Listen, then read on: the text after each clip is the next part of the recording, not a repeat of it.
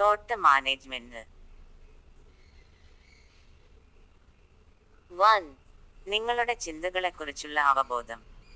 നിങ്ങളുടെ ചിന്തകളിൽ വൈദഗ്ധ്യം നേടുന്നതിനുള്ള ആദ്യപടി നിങ്ങളുടെ ചിന്തകളെക്കുറിച്ച് ബോധവാന്മാരാകുക എന്നതാണ്.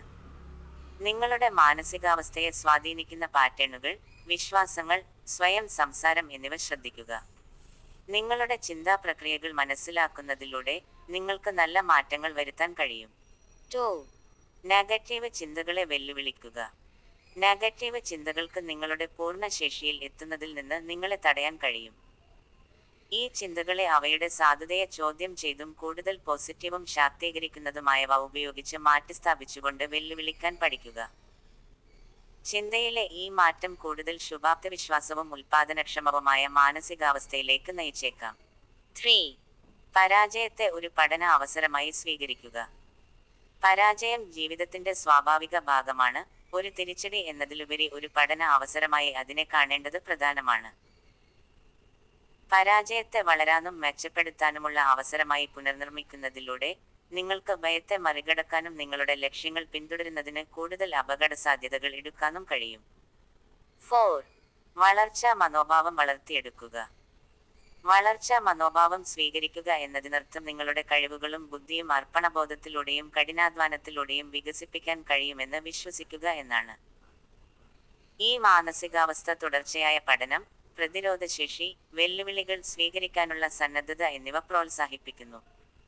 5. കൃതജ്ഞത പരിശീലിക്കുക. നിങ്ങളുടെ മാനസികാവസ്ഥയെ പോസിറ്റിവിറ്റിയിലേക്ക് മാറ്റുന്നതിനുള്ള ശക്തമായ ഉപകരണമാണ് നന്ദി.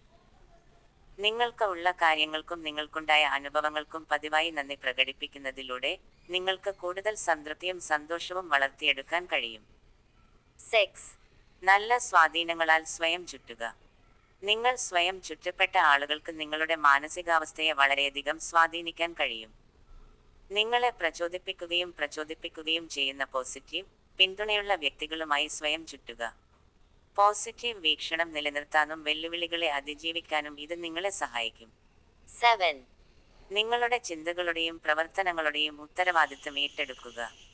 നിങ്ങളുടെ ചിന്തകളിലും പ്രവർത്തനങ്ങളിലും നിങ്ങൾക്ക് നിയന്ത്രണമുണ്ടെന്ന് തിരിച്ചറിയുക. നിങ്ങളുടെ തെരഞ്ഞെടുപ്പുകളുടെയും തീരുമാനങ്ങളുടെയും ഉത്തരവാദിത്തം ഏറ്റെടുക്കുക.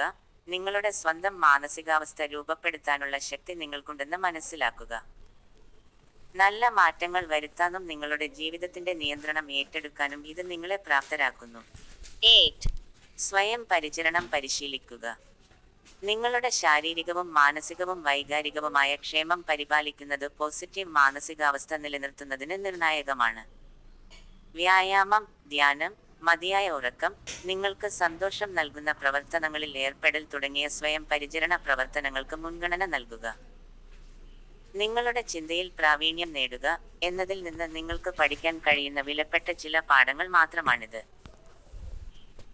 ഈ തത്വങ്ങൾ നിങ്ങളുടെ ജീവിതത്തിലേക്ക് നടപ്പിലാക്കുന്നതിലൂടെ വെല്ലുവിളികളെ തരണം ചെയ്യാനും നിങ്ങളുടെ ലക്ഷ്യങ്ങൾ കൈവരിക്കാനും നിങ്ങളെ സഹായിക്കുന്ന കൂടുതൽ പോസിറ്റീവും ശാക്തീകരിക്കപ്പെട്ടതുമായ ഒരു മാനസികാവസ്ഥ നിങ്ങൾക്ക് വികസിപ്പിക്കാൻ കഴിയും. Alexander M. പത്തനംതിട്ട.